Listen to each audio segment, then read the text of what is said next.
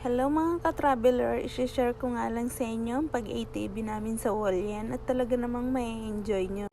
Medyo pricey nga lang siya pero sulit naman kasi 90 minutes siya tapos may pa-free photoshoot na sila.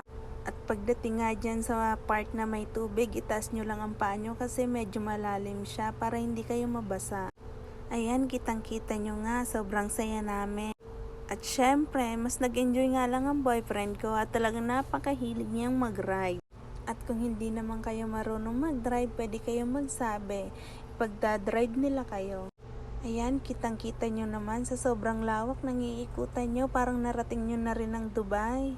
Ayan, parang nasa disyerto kayo.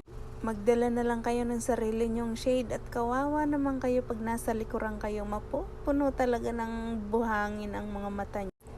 Commute nga lang pala nang pumunta kami dyan, galing pa kaming Tayna. Kaya wala pa kaming tulog, kaya yan, pero sulit naman, enjoy na enjoy kami dyan.